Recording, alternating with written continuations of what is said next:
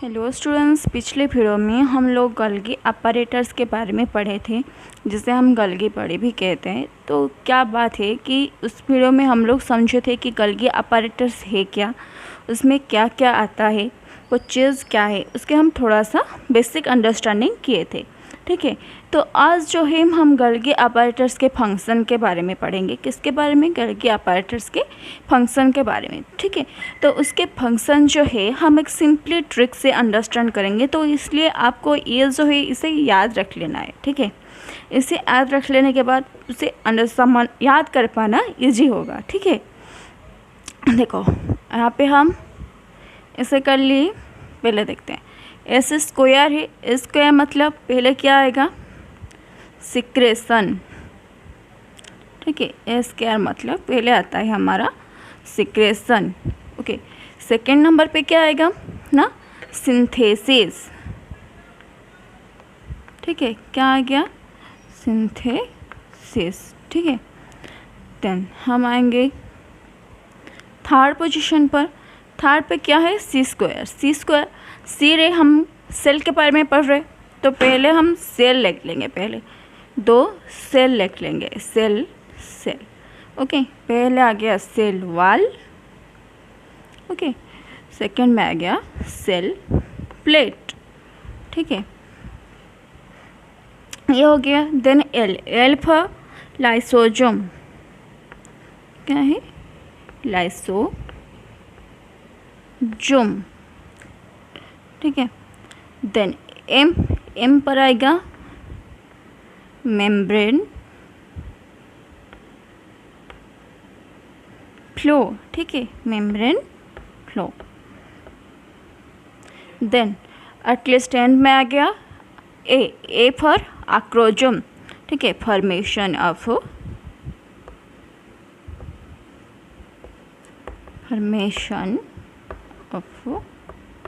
आक्रोजोम।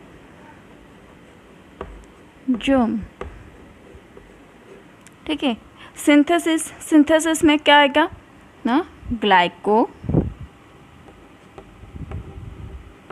Lipid. Okay, ठीक है, अब देख लो क्या है ये। 1 नंबर, 2, 3, 4, 5, 6, 7। ये 7 पॉइंट को एक सिंपल फार्मूला के थ्रू हम लोग याद कर लेंगे। ठीक है, अब देखो ये जो जितना है सिक्रेशन के बारे में आपके बुक में ही, लाइसोजोम फॉर्मेशन के बारे में आपके बुक में थोड़ा सा लिखा गया है। ओके, आपके बुक मतलब एनसीईआरटी के बारे में बोल रही हूँ, मेम्ब्रेन फ्लो के बारे में, उसमें एक छोटा सा थ्योरी बताया गया है। ठीक है, बाकी किसी के बारे में वहाँ पे डिटेल्स नहीं गया है। तो हम क्या करेंगे कि हम मेम्ब्रेन फ्लो के बारे में थोड़ा सा देखेंगे। ठीक है, और क्योंकि ये मेम्ब्रेन फ्लो जो है ये हायर स्टडी के लिए भी यूज़फुल होता है। सभी लोग तो मेडिकल इंजीनियरिंग नहीं जाएंगे ना, कोई नॉर्मल लाइन में भी जाएगा, तो उनके लिए भी ये हेल्पफुल होगा। ठीक है, तो ये लाइसोजोम के बारे में पढ़ेंगे। इसके बारे में मैं लाइसोजोम के वीडियो में ऑलरेडी ऐसे कैसे फॉर्मेशन होता है गल्गी ऑपरेटर से, वो मैं बता चुकी हूँ। ठीक है, तो इसके लिए आप वो वीडियो देख लेना।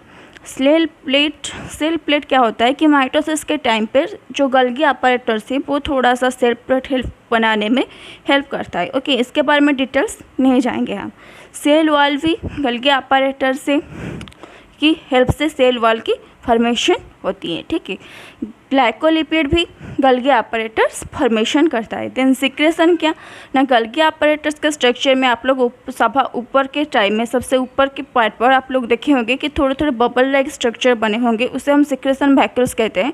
तो उसी सिक्रेशन वैक्यूल्स में क्या आता है कि वो गल्गी ऑपरेटर से सिक्रेट होते हैं, तो वो होते हैं सिक्रेशन वैक्यूल्स। वो सिक्रेशन वैक्यूल्स मैच्योर होकर लाइसोजोम में फॉर्मेशन हो जाते हैं। ठीक है, सब कुछ समझ में। एक्रोजोम्स। ओके, एक्रोजोम्स क्या है कि जब स्पर्म सेल मैच्योर होता है, तो वो कैसे मैच्योर होता है? जब गल्गी कॉम्प्लेक्स मैच्योर हो जाता है तब स्पर्म सेल में एक्रोजोम्स की फॉर्मेशन होती है। ठीक है, ये 7 पॉइंट याद हो गया।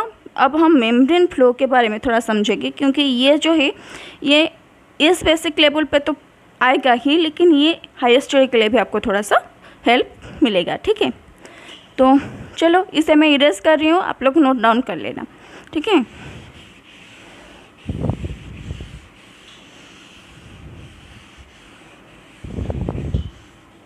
चलो अब टाइम है इसको समझने की, थोड़ा सा पिछली वीडियो की मतलब गोल्गी apparatus के बारे में थोड़ा सा जानने की, ठीक है। तो ये देखो, ये मैं जो स्ट्रक्चर बना रही हूँ आप वो कॉपी में बनाइए और मुझे बताइए कि मैं यहाँ क्या बना रही हूँ, ठीक है। यहाँ पे हम ऐसे बना लेंगे।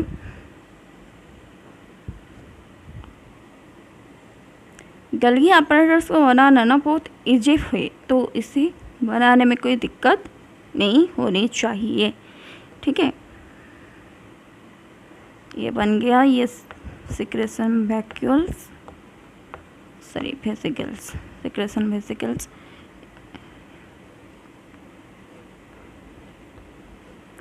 यहाँ पे ऐसे छोटे छोटे ट्रांजिशन वेसिकल्स। चलो अब मुझे बताओ इसे हम क्या कहते हैं। इसका नाम है ER। ER means endoplasmic reticulum, ठीक है। और ये जो वेसिकल्स यहाँ पर है इसे हम क्या बोलेंगे, इसका नाम है ट्रांजिशन वेसिकल, ठीक है। सॉरी वेसिकल्स नहीं, ट्रांजिशन वेसिकल, ठीक है। ये है अपना सिस्टर्नी, क्या है ये, सिस्टर्नी। देन ये है सिक्रेशन वेसिकल्स, सिक्रेशन वेसिकल्स, ठीक है। ये स्ट्रक्चर याद है क्या आप लोग को। अब देखो क्या बात है कि इतने को हम क्या कहते हैं, इसको क्या कहते हैं, इसको क्या कहते हैं।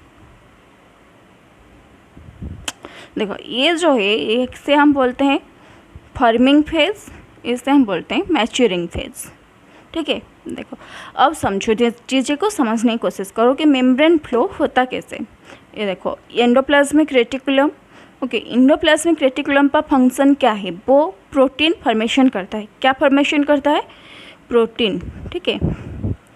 प्रोटीन को फॉर्मेशन करता है। जब एंडोप्लाज्मिक रेटिकुलम से प्रोटीन निकलता है तो उसे क्या करता है, हमारा ट्रांसवेसिकल अपने अंदर एक्सेप्ट कर लेता है, ओके।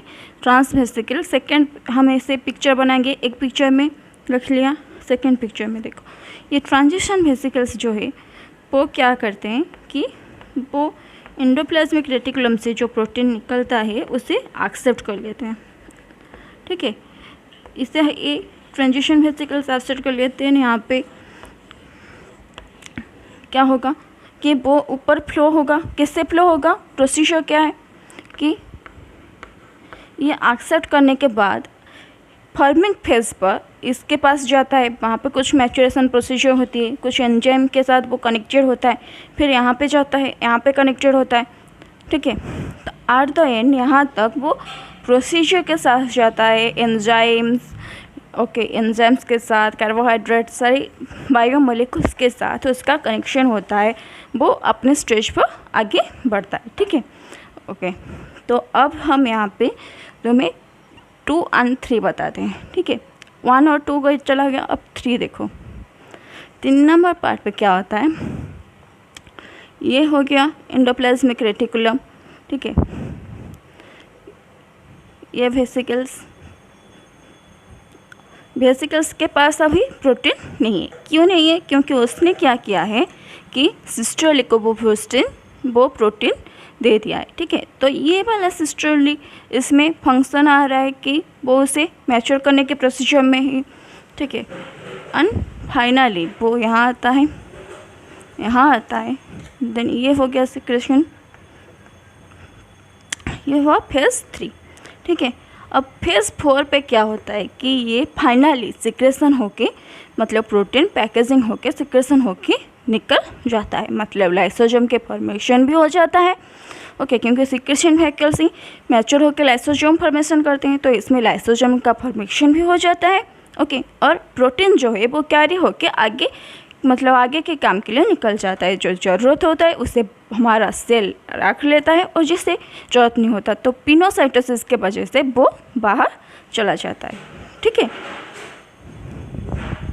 सॉरी, पिनोसाइटोसिस नहीं, आई एम सॉरी, वो एक्सोसाइटोसिस के वजह से जो सेल वोमिटिंग प्रोसीजर होता है उसी प्रोसीजर से बाहर निकल जाता है, ठीक है।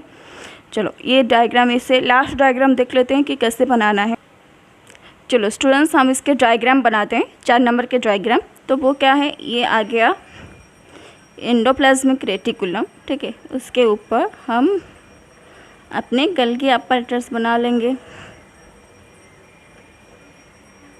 ठीक है, गल्गी अपैरेटस बन गया, देखो। और फाइनली हम इसे मैच्योर फेज कहते हैं ये दोनों को। तो ये दोनों पे क्या हो गया कि हमारा जो प्रोटीन पैकेजिंग होके आगे आगे बढ़ रहा था वो इस स्टेज पर मैच्योर होके सिक्रेशन वेसिकल्स के थ्रू बाहर निकल जाता है। ठीक है, अब ये सिक्रेशन वेसिकल्स के थ्रू जो सेल बाहर निकल जाता है उनमें से कुछ बनते हैं लाइसोसोम, ठीक है, और कुछ सिक्रेशन वेसिकल्स के थ्रू रह जाते हैं। ठीक है, और जो हमारे सेल को ज़रूरत नहीं होती उसे वो एक्सोसाइटोसिस के थ्रू बाहर निकाल देती है। ठीक है, अब मेम्ब्रेन फ्लो एंड गल्गी अपैरेटस के सारे फंक्शन के बारे में आप लोग शायद समझ गए होंगे, ये मैं आशा करती हूँ कि आप लोग इसे समझ गए। ओके, तो फिर नेक्स्ट वीडियो में मिलते हैं और एक न्यू टॉपिक के साथ, न्यू सब्जेक्ट के साथ। ठीक है, तो फिर वीडियो देखना, पसंद आए तो लाइक करना, चैनल को सब्सक्राइब करना, और जो डाउट है उससे आप लोग कमेंट करके पूछ सकते हैं। ठीक है।